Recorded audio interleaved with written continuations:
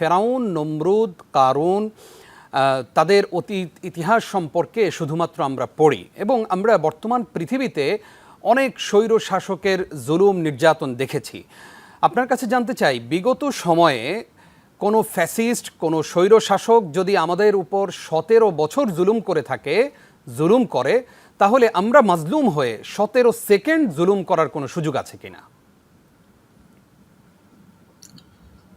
দেখুন, জুলুম এক মহা অপরাধ। যেই অপরাধ আল্লাহ সুবহানাহু ওয়া তাআলা স্ট্রিক্টলি আমাদের জন্য প্রহিবিটেড অথবা হারাম করেছেন, এবং আল্লাহ সুবহানাহু ওয়া তাআলা সেটি তার নিজের জন্যও হারাম করে নিয়েছেন। যেমন হাদিসে কুদসিতে আল্লাহ সুবহানাহু ওয়া তাআলা বলছেন, ইয়া ইবাদি ইন্নী হাররামতু যুলমা আলা নাফসি ওয়া জাআলতুহু ফীমা বাইনাকুম মুহাররামান ফালা তাযালামু।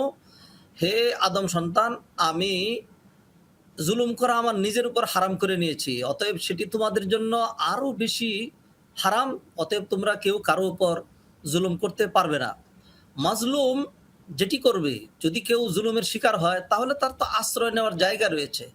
সে শিকায়াত করবে আল্লাহ সুবহানাহু ওয়া তাআলার কাছে। মাজলুম যখন তার অন্তর থেকে কোনো আর্তনাদ অথবা সে যখন তার অপারগতা প্রকাশ করে, আল্লাহ সুবহানাহু ওয়া তাআলা সেটি ডাইরেক্ট কবুল করেন। ধরুন, আমি একটি চিত্র উল্লেখ করি। যদি জালেম হয় কোনো কারণে আল্লাহর ওলি বুজুর্গ কোনো ব্যক্তি, আর মাজলুম হয় কোনো অমুসলিম ব্যক্তি, মুশরিক অথবা কাফের, তা আল্লাহ সুবহানাহু ওয়া তাআলা সেই ক্ষেত্রে যে নাকি মাজলুম তার পক্ষে থাকবেন, জালেমের বিপক্ষে থাকবেন। কারণ এইখানে কে জুলুম করলো অথবা কার উপর জুলুম করা হলো এটা বিষয় নয়। বিষয় হলো জুলুম কে করেছে। জুলুম যে কোনো ব্যক্তি করবে, সেটা নেহায়েত গর্হিত অপরাধ। অতএব মাজলুমের কাজ এটা নয়। আল্লাহ সুবহানাহু ওয়া তাআলা মাজলুমকে সাহায্য করার ওয়াদা দিয়েছেন, আর জালেমকে পাকড়াও করারও আল্লাহ সুবহানাহু ওয়া তাআলা ওয়াদা দিয়েছেন। অতএব আমাকে আপনাকে যেটি করতে হবে, যদি জুলুমের শিকার হই, তাহলে জুলুমের বদলে জুলুম নয়, অন্যায়ের বিপরীতে অন্যায় নয়, সেটিকে প্রতিকার করতে হবে কি দিয়ে? নাম্বার 1 ধৈর্যের মাধ্যমে, নাম্বার 2 সালাতের মাধ্যমে। আল্লাহ সুবহানাহু ওয়া তাআলা বলছেন, ইস্তাঈনু বিস-সাবরি ওয়াস-সালাহ, তোমরা আল্লাহর কাছে সাহায্য চাবে সালাত এবং সবরের মাধ্যমে।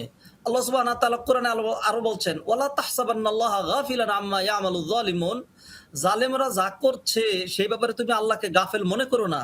একজন মানুষ নিজে যে আবার জালেম হয়ে উঠবে, যে জুলুমের প্রতিকার আমি জুলুম দিয়ে করব না, তা করার বিন্দুমাত্র প্রয়োজন নেই।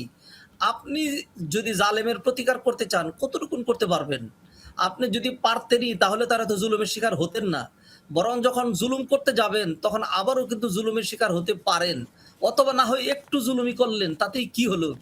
বরং বিষয়টি যদি আপনি আল্লাহর কাছে ন্যস্ত করেন, তাহলে আল্লাহ সুবহানাহু ওয়া তাআলার পাকড়াও কিরকম? আল্লাহ সুবহানাহু ওয়া তাআলা বলছেন জালেমের ক্ষেত্রেই, ওয়া কাযালিকা আখযু রাব্বিকা ইযা আখাযাল কুরা ওয়া হিয়া যালিমা ইন্না আখযাহু আলীমুন শাদীদ।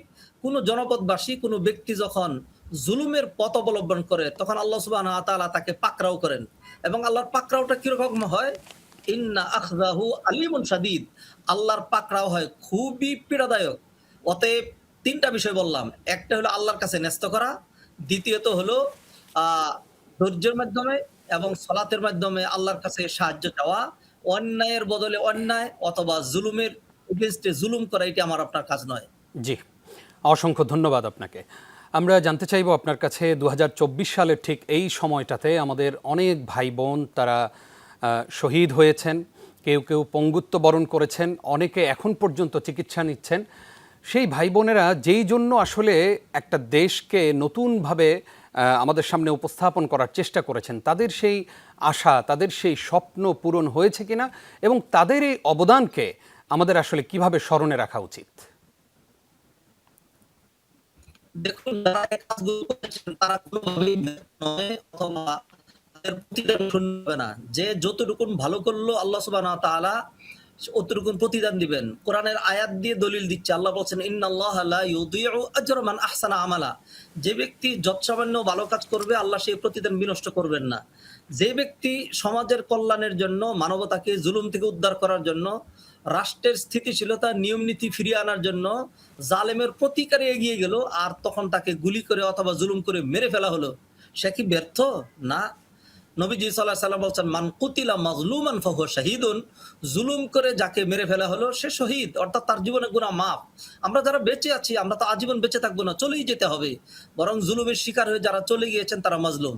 যারা অঙ্গহানি হয়েছেন, যারা যাদের চোখ চলে গিয়েছে, যারা পঙ্গুত্ব বরণ করেছেন, এই যে তারা মানুষের কল্যাণে যে কাজটি করেছেন, এটি তাদের ঈমানের দায়িত্ব তারা পালন করেছেন। নবীজি সাল্লাল্লাহু আলাইহি ওয়াসাল্লামের একটি হাদিস উল্লেখ করতে চাই, যে হাদিসে নবীজি সাল্লাল্লাহু আলাইহি সাল্লামকে এক ব্যক্তি প্রশ্ন করল যে, "কোন ব্যক্তি যদি জোর জবরদখল করে আমার অধিকার, আমার মাল, আমার রাইট হনন করতে চায়, তাহলে আমি কি করব?"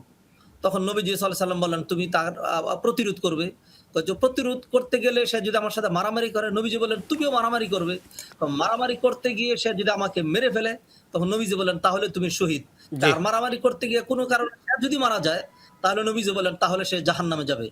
অতএব এই কাজ যারা করেছেন, তারা তাদের ঈমানের দায়িত্বে, মানবতার তাগিদে এবং তাদের সুষ্ঠু বিবেক তাদেরকে এই প্রতিরোধে এগিয়ে দিয়েছে। জি। তাদের প্রতিদান কিয়ামত পর্যন্ত সিকিউরড। আমরা তাদের জন্য দোয়া করি।